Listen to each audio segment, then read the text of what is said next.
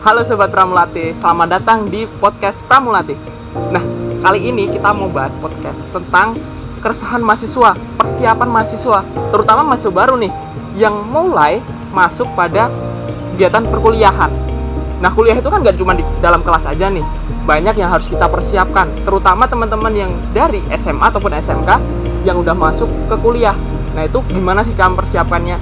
Nah, untuk itu, di Pramulati saat ini kita mau bahas nih, gimana trik-triknya biar jadi mahasiswa yang mantap betul. Nah, untuk itu aku mau bawa narasumber yang memang benar-benar berkualitas kan. Ceritanya tuh, beliau ini dulu ditolak 11, gak cuma satu ya, satunya ada 2 nih, 11 perguruan tinggi negeri, dan diterima di yang ke-12. 1, 2, 3 kali gak nyerah sampai ke yang ke-12.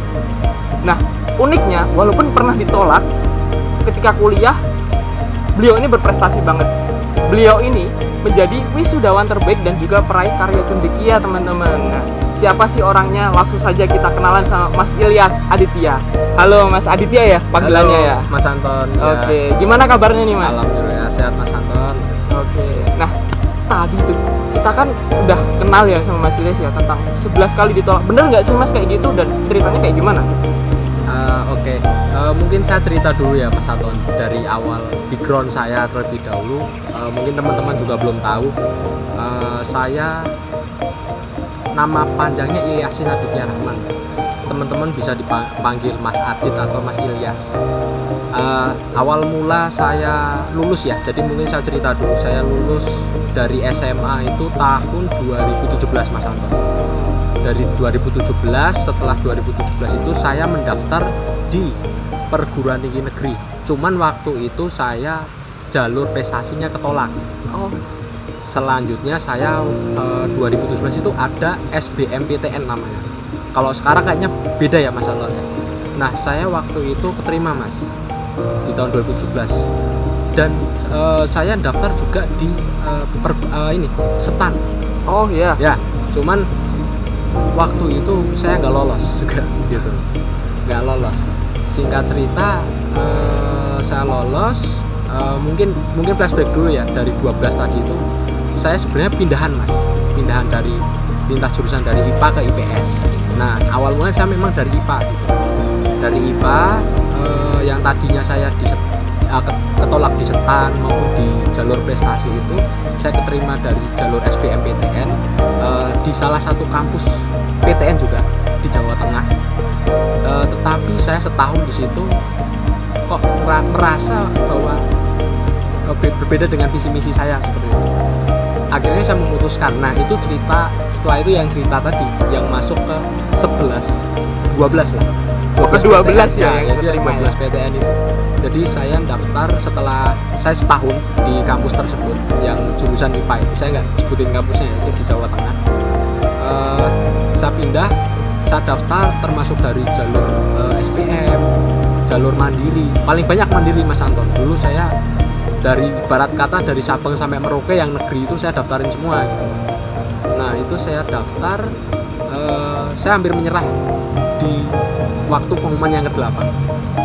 Ke-8 itu kampus favorit lah di Jogja, UGM waktu itu. Saya ketolak. Jadi itu dimana titik terendah saya waktu itu. Saya pengen menyerah, tetapi salah satu yang saya selalu ingat dari almarhum kakek saya gitu, bahwa kita harus berjuang terus, jangan pernah menyerah seperti itu. Dan akhirnya saya daftar lagi di Jogja gitu kan, beberapa kampus negeri di Jogja, ketolak, dan akhirnya saya keterima ya. Dan itu yang terakhir Mas, yang ke-12 itu yang terakhir, dan itu di UPN. Dan alhamdulillah di tanggal 17 Agustus 2018 saya diterima di UPN. Seperti itu ceritanya. Wow, mantap ya teman-teman ya. Yang awalnya 1, 2, 3 kali sampai ke 11, itu patut kita apresiasi banget. Dan yang ke-12 ya, itu udah keterima di UPN Veteran Yogyakarta ya, kampus negeri ya Mas ya. Nah, tadi juga bercerita tentang ini nih teman-teman. Mas ini dari jurusan IPA ya, masuk lintas jurusan ke IPS. Itu ceritanya gimana? Apakah ada, kan banyak nih sekarang kalau kita dengar-dengar itu, lah kenapa kok linjur, kenapa kok lintas jurusan, terus biasanya pada diremehkan, kenapa kamu nggak bisa ya di sini, lurus aja gitu. Nah itu ceritanya gimana? Oke, jadi berawal dari itu tadi ya Mas Anton, saya merasa kok berbeda dengan tujuan saya waktu itu. Karena memang waktu itu di tahun 2017 waktu saya lulus SMA itu saya pengennya memang awal mulanya orang tua itu pengen di teknik sipil. Oh iya. Cuman seiring berjalannya waktu, ya saya cerita dulu ya, waktu di IPA itu saya jurusannya di ini ya, di kelautan seperti itu. Di kelautan, cuman karena mungkin ini ya passion saya juga, saya suka sih di dunia wirausaha karena orang tua juga terjun juga di wirausaha. Akhirnya kok setahun itu saya males ya Mas Anton gitu nulis laporan gitu kan, laporannya banyak banget itu. Akhirnya saya memutuskan untuk wah ini kayaknya mending pindah jurusan gitu. Karena waktu itu di tahun saya itu IPA ke IPS itu bisa Mas Anton. Jadi saya memutuskan untuk setahun setelah itu semester 2 saya memutuskan untuk pindah seperti itu. Akhirnya saya mencoba mendaftar. Jadi ada ini sedikit cerita ya Mas Anton.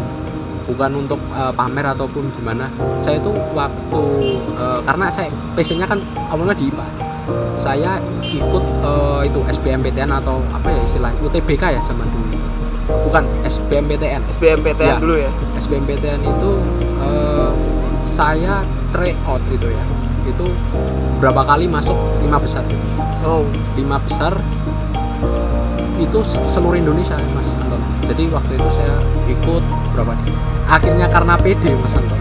ya. Saya daftar lah di kampus-kampus ternama di Indonesia. Ternyata qadarullah saya ketolak.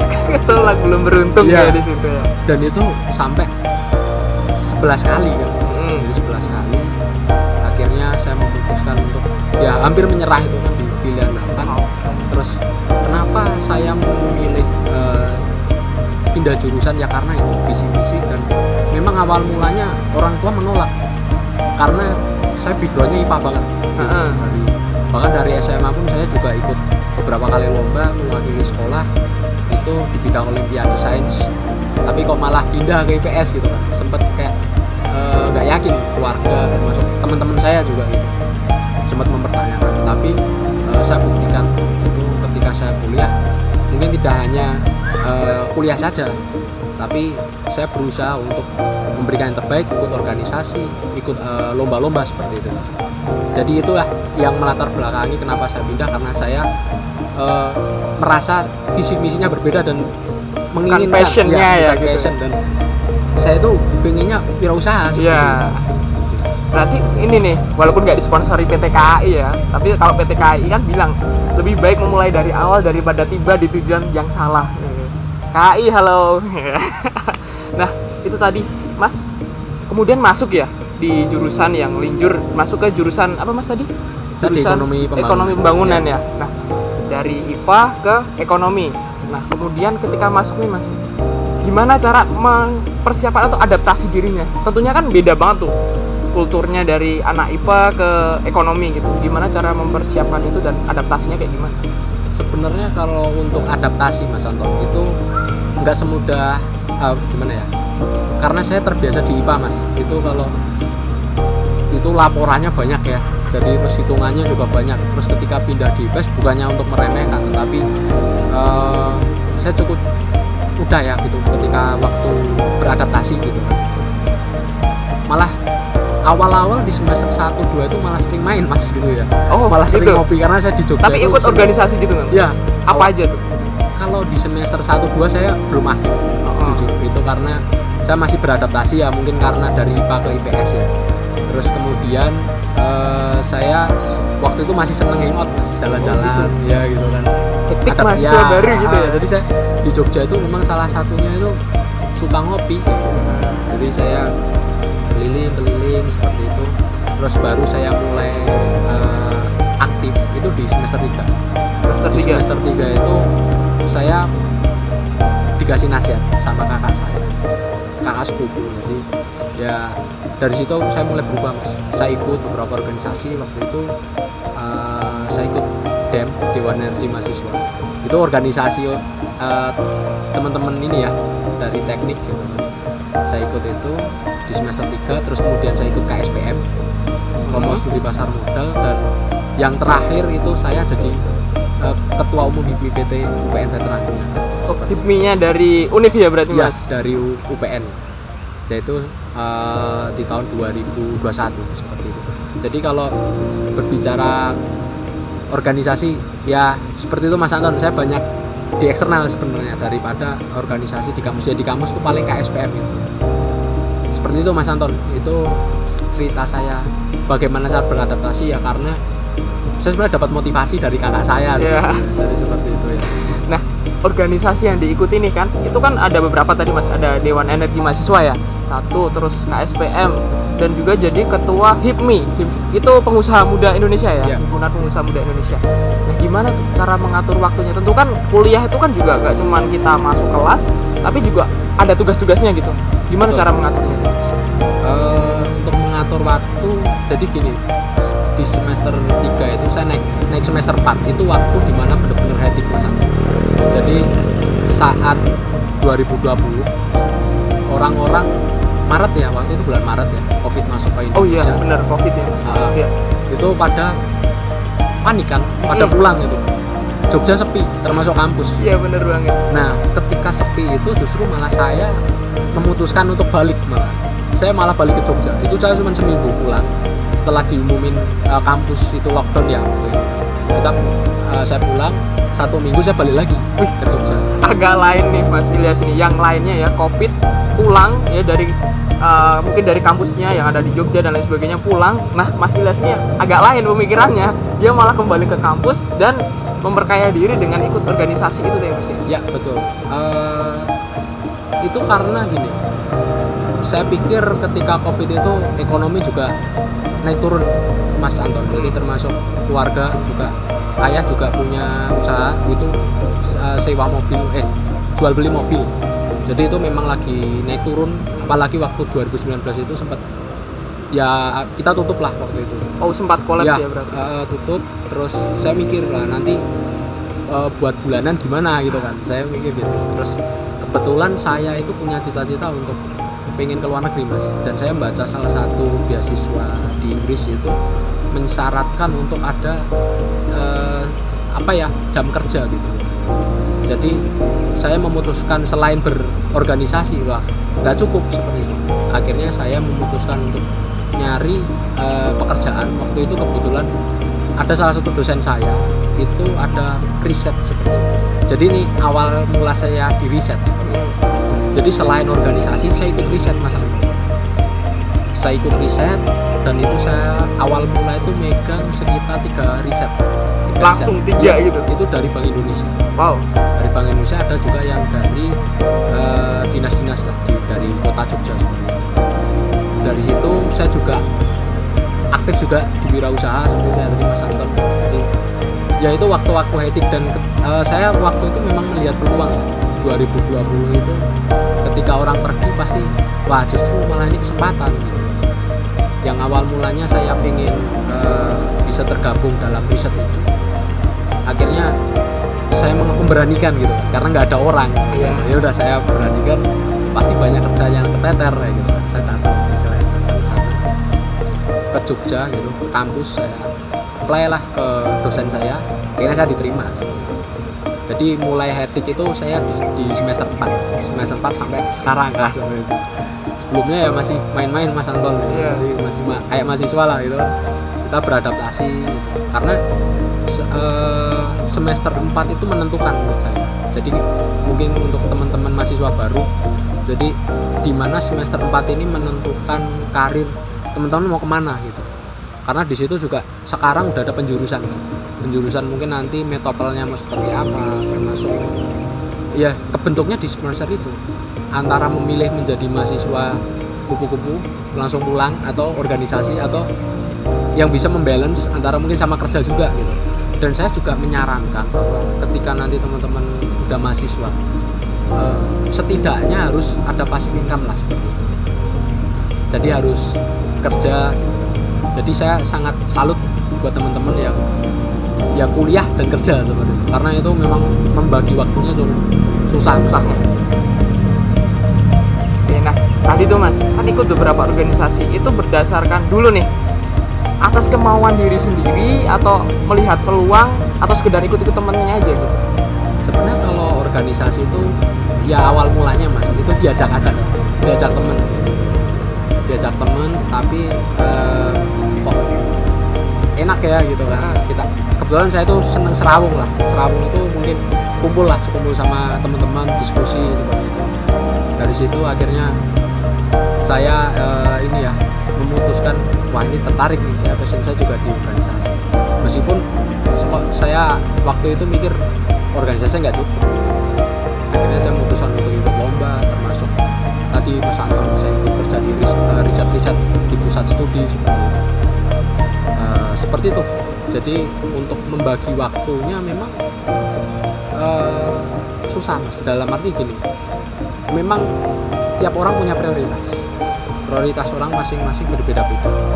Mau nggak mau ketika saya terjun waktu itu di dunia riset, termasuk saya aktif di organisasi, termasuk kuliah dan bisnis ya, itu ada yang dikorbankan pasti.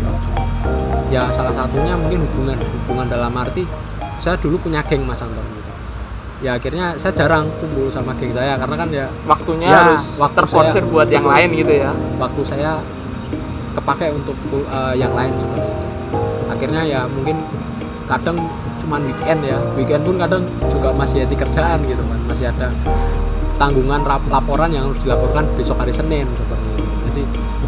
Jadi itu seperti itu. Jadi memang pilihannya di teman-teman seperti mau apakah mau ya udah kuliah aja terus atau memilih bekerja juga seperti itu. Oke. Nah, Mas Ilyas, kan ini dapat ini ya, karya cendekia, kemudian lulus jadi wisudawan terbaik. Itu gimana cara dapatnya dan prestasinya apa aja tuh pasti kamus? Ya pertama pasti ini Mas, kalau karya cendekia itu berbeda dengan kumlot ya. Oh beda itu? Ya kadang teman-teman salah. Jadi karya cendekia itu istilah lulusan terbaik kalau di UPN. Mungkin di kampus lain adalah istilah-istilah itu yang sudah lulus terbaik. Yang tentunya perlu dipersiapkan itu skor. Jadi skor itu mungkin bisa dari perlombaan. Perlombaan itu paling tinggi internasional. Terus termasuk organisasi, jadi ketua divisi, termasuk riset itu juga tinggi nilainya. Jadi itu yang perlu dipersiapkan. Ada apa aja tuh Mas prestasi yang Mas pernah capai nih? Sebenarnya kalau di bidang lomba saya paling banyak itu malah ikut ya seperti olimpiade sih, olimpiade ngerjain soal seperti itu, atau saya suka bisnis plan. Nah itu saya ikut itu kemarin di Udayana, meskipun ya cuma semifinal Mas, saya masuk semifinal. Saya PKM saya lolos pendanaan waktu itu. Terus yang paling besar dan dapat uang itu kemarin waktu Spektro. Oh itu yang dari Bank Indonesia itu ya, kan? Itu tapi lebih ke arah pendanaan untuk proposal tugas akhir seperti itu.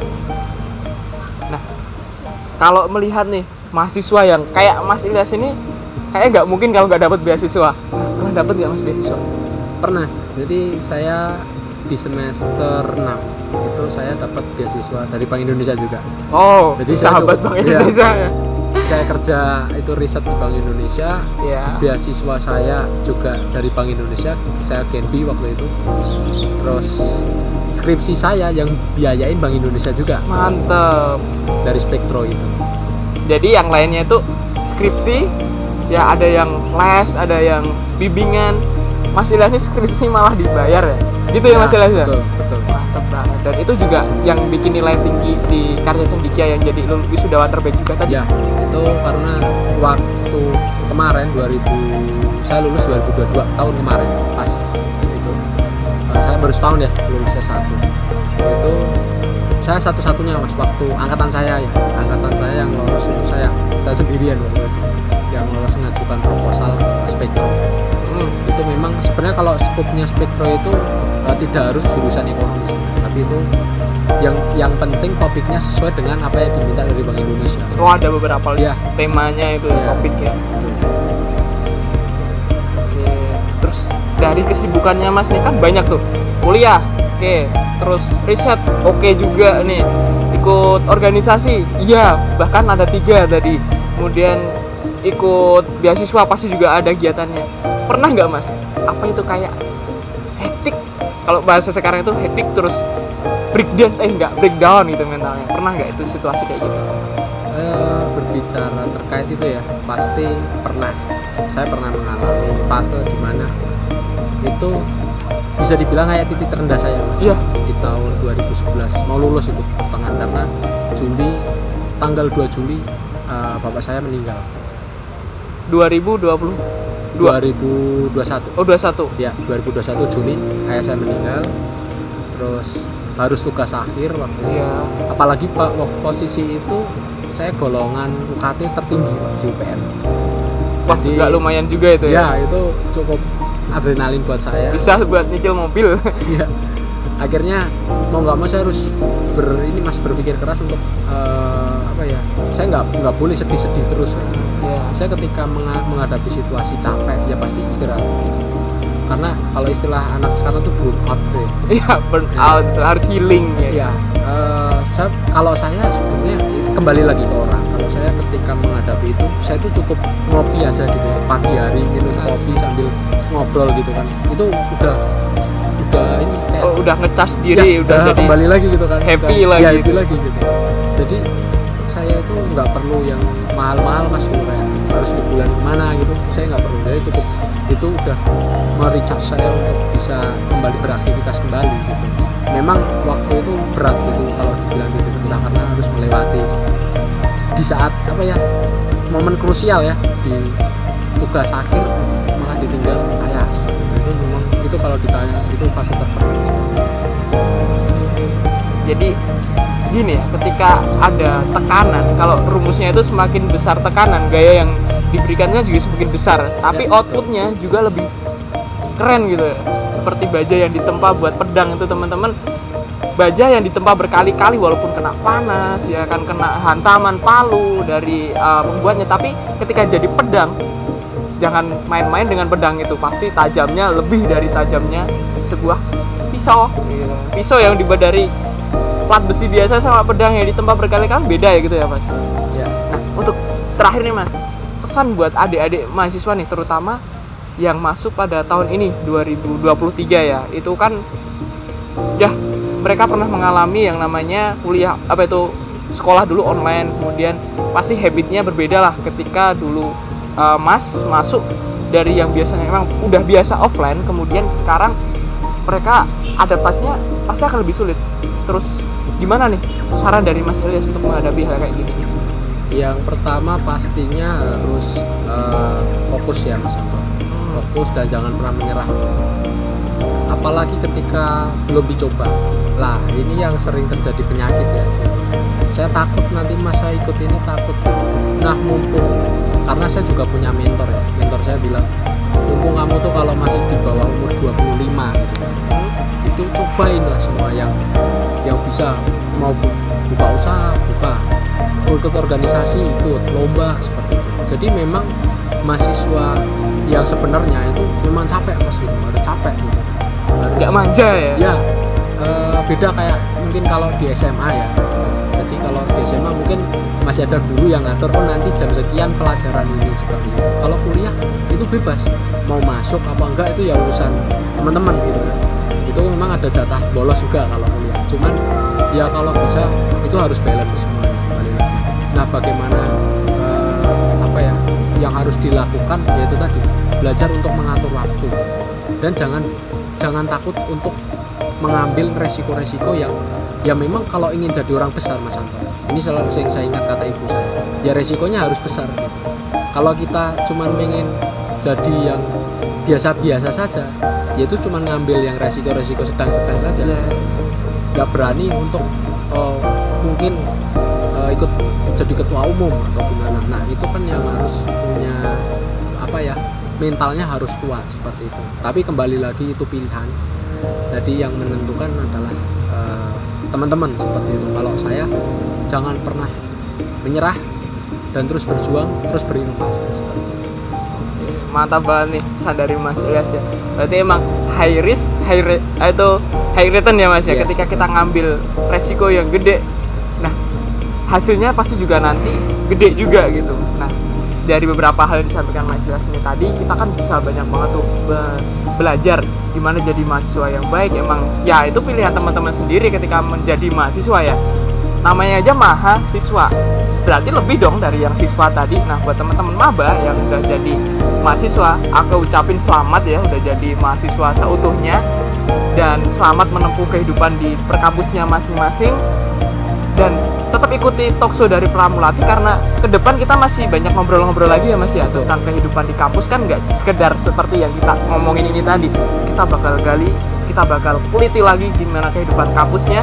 Dan juga kita mungkin ke depan akan ada roadshow Mas ke beberapa kampus gitu kan ya. Nah itu nanti teman-teman bisa ikutin, kita akan datang siapa tahu ke kampus kamu ya kan ya, ditunggu aja. Nah mungkin itu aja Mas ya, terima kasih udah datang di Pramulati gitu kan ya. Makasih ya udah datang di Pramulati. Iya, makasih Mas Anton. Ini udah dikasih kaos ya. Oh iya. Di Pramulati. Buat oleh-oleh Mas Ilyas di Pramulati. Nah, selain kaos ini Mas Ilyas, sebenarnya kita ada beberapa produk yang Pramulati, kita bawa sampelnya dikit aja.